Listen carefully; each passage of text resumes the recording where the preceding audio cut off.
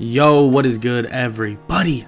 It's your boy Golden Falls, Golden What If, whatever you want to call me, and I am back with a brand new What If, and actually a brand new Demon Slayer What If. I got this suggested a while back when I did Demon Slayer about 3 or 4 times during 1 week. So I decided I would come back to it. I haven't done Demon Slayer in about a month, so I kind of want to start doing it more, but I always get sidetracked with it and I always forget about it. But I'm back with it, and this Demon Slayer What If will be what if Tanjiro was raised by Muzan, and the story is going to be a little different, very different. And I want to give a quick shout out to my boy Saint. Make sure to check out the description below for his links. Make sure to sub to his YouTube channel. He's a sick dude. I don't know him IRL, but I do know him over online, and he let me use his music to give a little change of pace. And yeah, that's about it, and I hope y'all enjoy this What If movie, and let's just get right into the What If. Let's get it. There was a world where demons just walked the earth as if they were normal humans, but these demons would walk only at night. When the sun would go down and the moon would rise up, the demons would be out. They'd feed off humans, and many thought of it as a folktale. Nobody was truly afraid, and if you even had an experience with a demon, people would most likely never believe you. But there was a group of people that protected the citizens and killed off these demons, at least to the best of their ability, other known as the Demon Slayers, with the Hashira, the top demon slayers of their corp. But this is a story about Tanjiro Kamado, a boy that, well, in another universe was one of those demon slayers. Actually, one of the strongest demon slayers. One that controlled the, well, mythical sun breathing. And the one that, well, led the siege on defeating Muzan Kibusuchi. But this isn't that universe. This is a different one that I've been watching for a long time. This one is, well, starts when Tanjiro was very young. Tanjiro is only 3 years old, and one night the young boy goes missing. But the parents of Tanjiro don't know exactly why it occurred. But only one person does. Muzan, the king of all demons, have been, well, planning for a while now, but decided that his other motives and ulterior, well, ideas weren't working. So he decided something else. What if he raised a demon from scratch? He's done this before, taking ones, well, that were, well, in a bad spot, but never has really taken a baby, a child, where he could mold that child to what he believed. And he has suspicion that this child could be the one to conquer the sun, to become the perfect demon, and maybe even follow along the lines of himself. Muzan salivates at the idea as he takes the child. And Tanjiro doesn't know any better. Tanjiro currently is no demon because Muzan keeps it this way. But Tanjiro is still molded as if he was one, waking up during the night, sleeping during the day, and never coming out beyond the instruction of Muzan himself. Muzan would always say that the sunlight has always hurt their family, so there's no reason to go outside. Tanjiro just believed this. There was no reason for him not to. This is all he really knew. When he was 3, he didn't remember anything. He didn't remember anything at all. But as he grew up, he began seeing more and more scary figures, as if they were around him a lot. And Muzan would always tell him to not worry. They are friendly figures, and they are, well, here to help. Even the top demons would comfort Tanjiro. Some of them would obviously ignore him because of their appearance would be a little too much for the child, but people like Akaza isn't too far-fetched. It's just a bunch of tattoos. And some people like Daki has a very comforting look to her. But the time then came. Tanjiro is about 13, maybe 14 years old, and Muzan has been not exactly training him, but definitely leading him in that direction. And he begins explaining to Tanjiro some things. That in this world there are two types of people, who are humans and some who are demons. Tanjiro questions this and says that who are the demons, and Muzan says he admittedly is a demon, but the demons are the good ones. They are the ones that want to, well, cleanse this planet and help everybody on it. Tanjiro's eyes widen and ask why he isn't a demon. Doesn't that make him, well, bad? And Muzan shakes his head, saying that Tanjiro is not bad. He just wasn't ready to become a demon, not quite yet. And that he will have to, well, feed on humans to get stronger. And this will help cleanse this world. Tanjiro is not really shocked by this. His mind and brain has been molded to this idea for a long time. This idea that this world isn't the best, that it needs to be changed. So everything has already been implanted and bestowed in his mind for this specifically. So that's what happens. Tanjiro eventually becomes a demon, but Muzan only gives him a small bit of blood, just in case, because he doesn't want him to, well, die.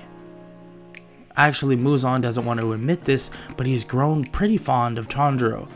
And this made him want to turn Tanjiro into a demon, well, even more. So that's what they do. Muzan explains to Tanjiro the process and says that he needs to fight, but he's only going to give a small ounce of his blood, so he should be okay. Tanjiro nods as the process begins, and Tanjiro begins to scream in agony, but slowly but surely his body begins to, well, develop and thrive with the blood, and eventually leads to Tanjiro being a demon. A demon that doesn't look any really different. He feels better though. He feels like he can break a wall in one punch. He feels like unstoppable. Muzan's surprised by this as well. He can feel Tanjiro's power. He can feel that just with that ounce of blood, he was that strong. Without any prior human eating, without any prior training, Tanjiro was probably on the level of the 12 Kizuki, at least the lower end of the spectrum, and Muzan couldn't be happier by this. He knew the boy had potential. He could feel it, that this kid could be it. But the thing is he doesn't know what Tanjiro was going to be, what Tanjiro could have been. He could have been a wielder of sun breathing. There's a reason why he has so much potential, and so much potential as a demon. This Tanjiro is going to develop into something special, and even Muzan knows this. So, over time, Tanjiro begins, well, feasting on humans. Nothing insane, but he lived in, well, a small village that he'd slowly but surely chip away at them. Nothing insane, but this would end up leading to the arrival of his first encounter with the Demon Slayer. The Slayer would arrive at night and began searching for the so-called demon that he was sent to fight, and Tanjiro makes his job easy and drops down next to him and asks what he wants. Quickly, the demon tries to slice off Tanjiro's head, but Tanjiro easily grabs the sword and turns it, and then breaks it on sight. The Demon Slayer is shocked, shaking in their boots now, afraid for their lives. Why are you even here? Why would you even try to do that? Did they not know the magnitude of this situation? Tanjiro knows about the Demon Slayers, knows about these people that hunt demons. To him, they are the enemy. To him, they are the people that are trying to hurt this society and not help it. He believes every word Muzan has told him. Of course, he is kind of like Tanjiro's father, so how could he not? But the Demon Slayer is shaking and begins questioning why he's questioning him. What do you mean, why? You're a demon, you're eating humans, you're bad. Tanjiro is confused by this and decides to put a stop to, well, the talking of this person and rips out his tongue. You see, we're not so bad. We're trying to, well, make everyone live forever.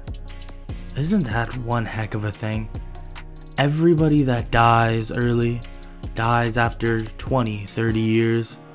That's really what's polluting this world. But if people could live forever, we could, well, thrive together. Doesn't that just sound great? Well, won't matter to you, because you're already dead. The Demon Slayer begins to freak out, and Tanjiro breaks his neck. He sighs and begins thinking that maybe these Demon Slayers are beyond redemption. Some time passes and nobody even comes to, well, try to kill Tanjiro once again, and Tanjiro doesn't know if this is good or bad. He, well, eats the entirety of the village that he was at and begins his trip to another one, and then feasts on another village, and then heads to another. Tanjiro repeated this process for a while, taking his time, not wanting to rush things. Muzan told him something about blood over consumption, and that there is a limit that he needs to break through at one point.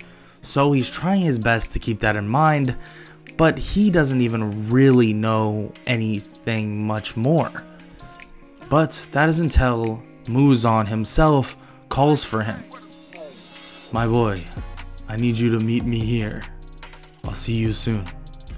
Tanjiro hears this and more or less bows toward the voice and says that he'll meet him there very soon. So Tanjiro races off to a odd house, a house that it seems that Muzan has been living in with a wife and a daughter. Tanjiro doesn't question this because he knows that his father, or Muzan, needs to hide away because of these other Demon Slayers, and he has a mission himself. So he knocks on the door and Muzan greets him in. And Muzan explains to his wife and other child that, well, this is his adoptive son that he's told her so much about. And she hugs Tanjiro, and Tanjiro smiles and plays the part with Muzan. Muzan can tell that Tanjiro is currently on a extremely high level. It seems that just the amount of, well, people he's been eating has helped him grow substantially. And he's surprised and proud at the same time. It seems that Tanjiro has a gift for this. He actually hasn't seen someone with this gift since, well, the upper one moon. And he suspects that Tanjiro could be at that level sooner rather than later. But the Tanjiro and the reunion with a brand new family continues on until Muzan pulls him aside and they begin speaking. So, why'd you call me here, father? It's pretty simple. I have something I want to speak with you about. I didn't expect your power to be this strong, but it's impressive, kid. Very impressive. But I wanted to speak with you about something else. The lower rank 5 has just been defeated. I'm very disappointed in those well, lower ranks. So I'm curious, would you like to take his place? Tanjiro bows and says that it would be an honor to take his place, and he'd love to. See, that's exactly what I thought you would say, my boy. But it's not that simple, actually. I'm gonna do a little bit more. It really just depended if you wanted to take the place or not. What else do you need? Well, these lower ranks, I've realized, don't really matter as much. Maybe just lower rank 1, but the gap between them is not very, well, far. So I decided I'm going to, well, do something. And that is what? I'm gonna kill them off. And I'll restore blood within you because frankly you've proved your strength far beyond theirs. Tanjiro is shocked by this. He obviously doesn't want to necessarily see these other demons perish, but knows the intention, knows what's the end goal of all this is, and he agrees. Eventually going to, well, the Infinity Castle, meeting up with all the lower ranks, and Muzan begins to lecture them, saying that they need to step up, and that these measly demon slayers shouldn't even compare to them. And some make excuses and others don't. More like Enmu doesn't make an excuse. He puts out his arms and says that it would be an honor to die by the hands of Muzan himself, his master. And, well, Muzan smiles and looks at Tanjiro. Tanjiro slightly nods, and he immediately kills all of them, except for Enmu and Tanjiro.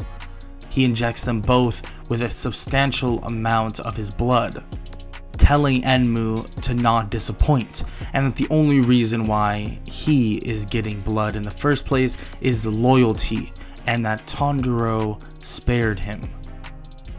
Enmu is shocked by this and looks toward Tanjiro, and he's not even convulsing by the blood.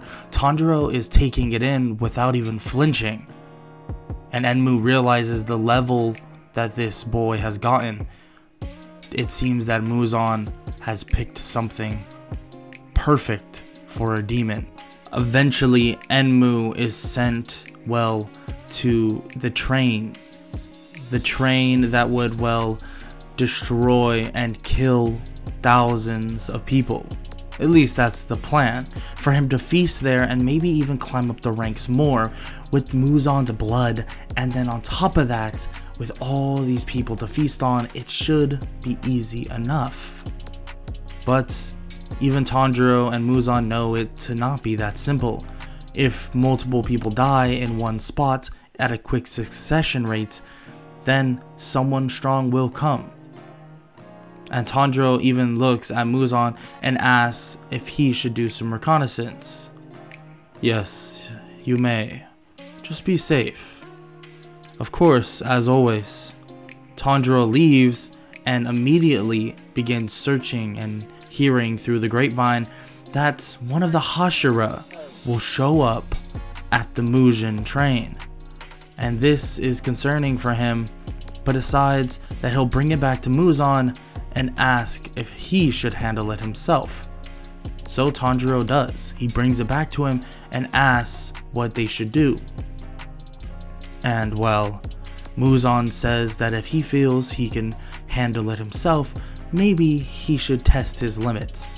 Maybe it's finally time for Tanjiro to, well, fight it out a bit. Fight out with a Hashira to see what his true strength is.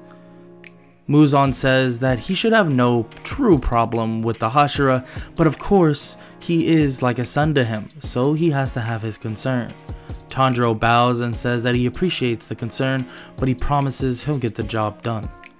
Tanjiro leaves in an instant, and Muzan can feel that this boy is on the verge of ascending, the verge of crossing the path of, well, godhood.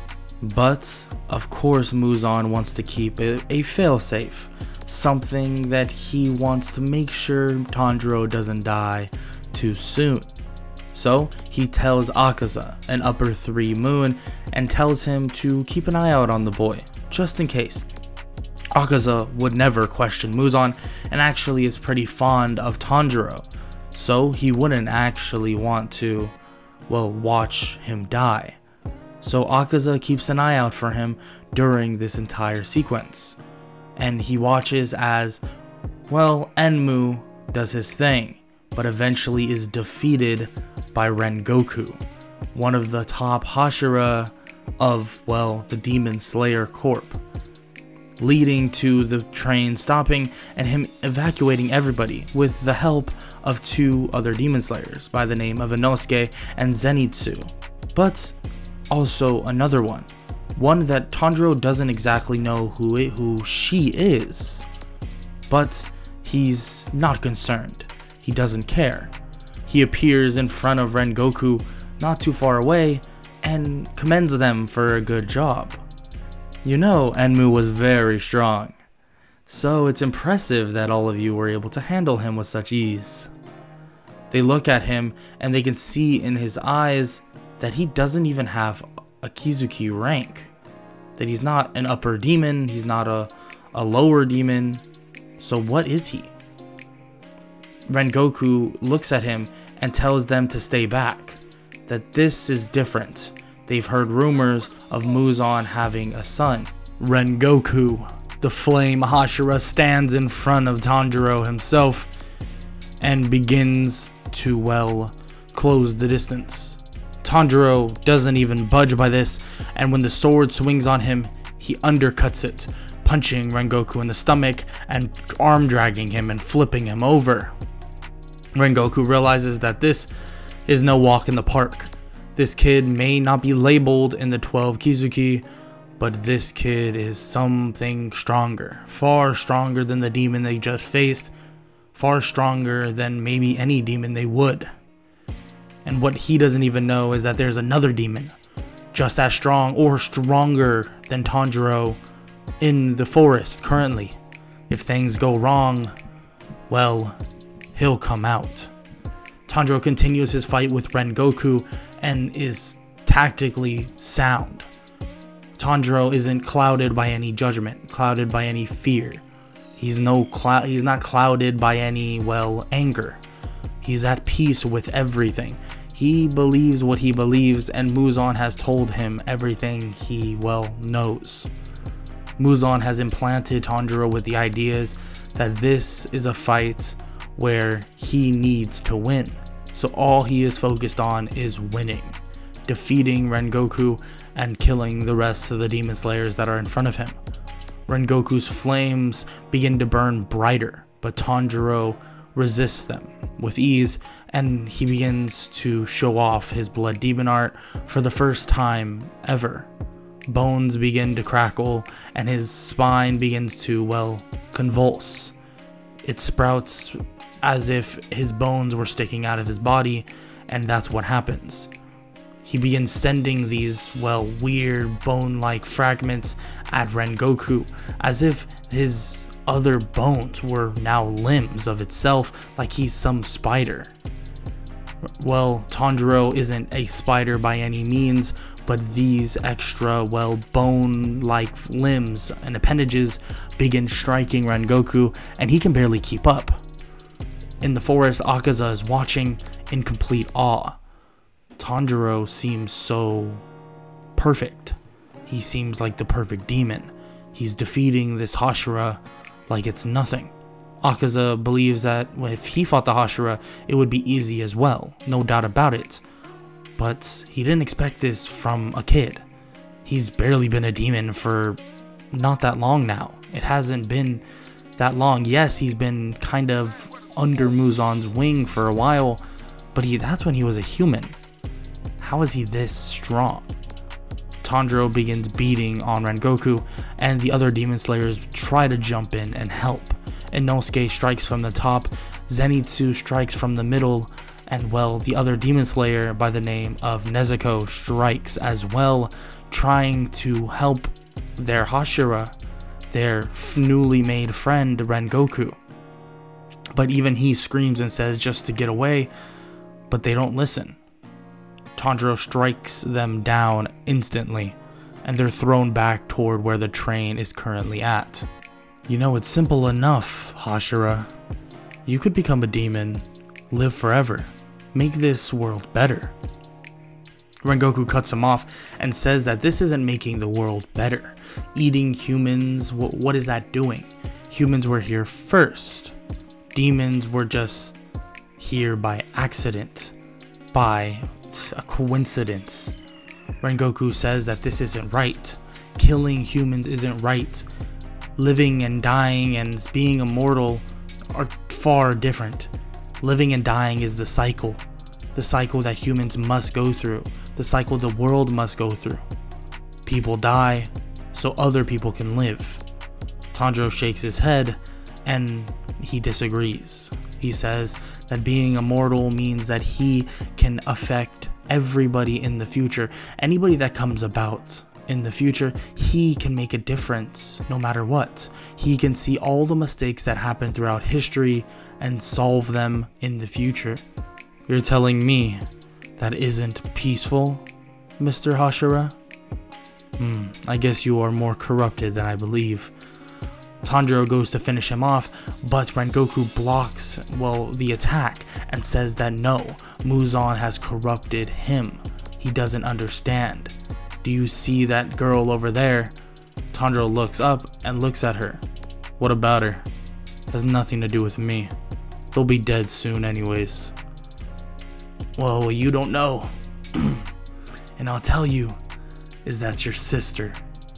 Tanjiro is confused by this. I don't have a sister, are you crazy? I was raised by Muzan himself. Are you dumb? You really think he raised you? I mean, I guess he did, but he's not the one that birthed you, kid. Come on, you can't be that dull. You don't think about who actually was your mother? Father? Tanjiro begins to get a headache, thinking about the past and even remembering things when he was that young. Just 3 years of age, remembering being taken away from his family, but he brushes it off. That doesn't even matter anymore. Why would it? With his guard down, Tanjiro is then attacked. A blade is sent through his arm, and another blade is sent through another. He tries to pull them out quickly, but Inosuke jumps on his back, kicking him to the ground. They're trying to pin him down. Maybe they can hold him here until the sun comes out. Nezuko can barely move. The realization that this is truly her older brother is too much for her. But Zenitsu snaps her out of it and says that this is serious. They need her to help now. And Rengoku calls for her as well, and she jumps as well, stabbing another sword into his back, pinning him directly to the ground. Tanjiro, he can't get out. So, immediately seeing this, Akaza runs in, kicking the blades out of him and trying to grab him and pull him away, but that doesn't work. Rengoku is on him immediately, slashing at his head. Akaza is barely able to counter it and barely able to punch Rengoku away. The sun begins to arrive, and arise it does, and Akaza is in shock. Akaza sees this, and his first instinct is to run. But what will Muzan do to him if he sees Tanjiro dead? Akaza begins to panic and tries to pull Tanjiro, begging him to come, but Tanjiro just looks up and smiles. Go Akaza. Seriously. I promise everything's fine. Akaza is confused. What is he talking about? What is he going? He looks at the sun, and Akaza bolts through the forest as another sword hits him in the shoulder, but it doesn't matter. Akaza is gone and in a safe place now, and the Demon Slayers watch as Tanjiro is about to be burnt by the sun. He looks up at the sun while pulling the swords out of his body and stares at it. His skin begins to melt, but then regenerate. They look in shock at Tanjiro. What the? Tanjiro smiles. You know, I was curious. I was curious to see if this would work. I am the son of Muzan. I'm supposed to be built to be the best demon, strongest, immortal. You thought the sun would kill me?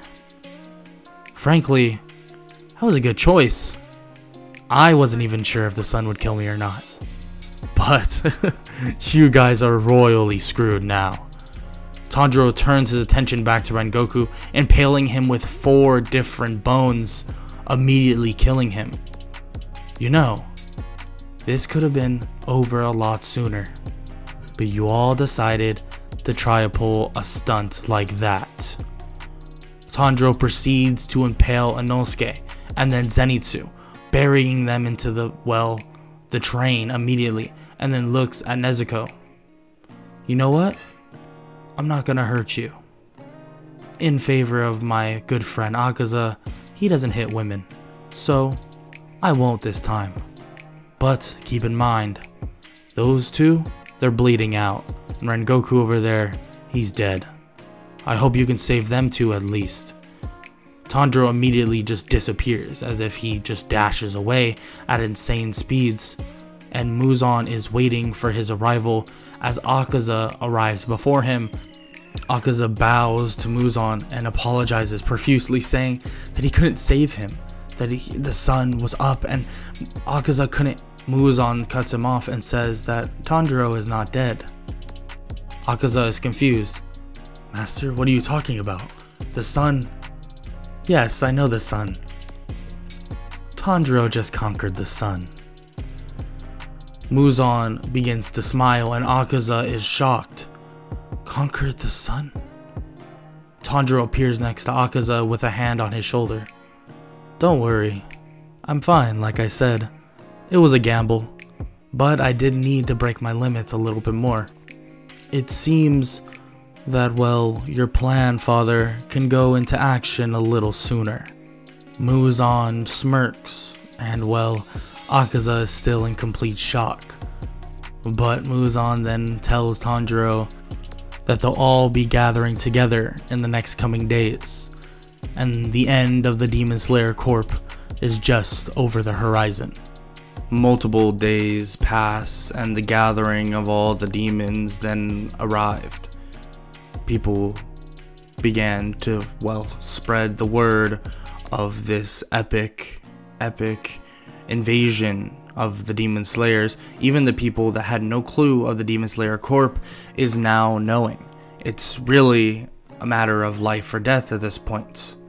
The idea and the words of Rengoku and the idea that Tanjiro has conquered the sun is deep within their brains. A demon that conquered the sun, a demon that seems to be invincible, or at least that's what they are assuming. They don't know. They do not know if he could have his head cut off. No one has done it yet, but it could be something. But with Muzan there as well, and someone who conquered the sun, this could be a battle of epic proportions, a battle that may not go the Demon Slayer's way. But nonetheless, they're going to be forced into a fight. Into a fight very soon. And that fight occurs right now. Well, the demon's been scouting out where the Demon Slayers are currently, and eventually finding them via, well, the amazing scouting ability of upper ranked 4. And well, they finally find them. All the demons lay siege on the Demon Slayer, well, more like the Hashira mansion, and their assault continues while Muzan and Tanjiro stand and wait, watching. The siege begins and the demons are visibly dominating them. Akaza is having a field day. Doma is, well, seeing great success, and so is upper rank 1. It seems easy. It seems like their win is inevitable. That's until one by one, a couple of the demons begin to fall. It seems that, well, they underestimated them just a little bit, and their coordination is pretty good.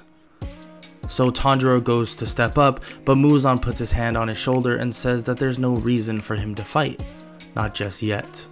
Muzan walks towards them and puts his hands out, saying that it's now time for all of them to die.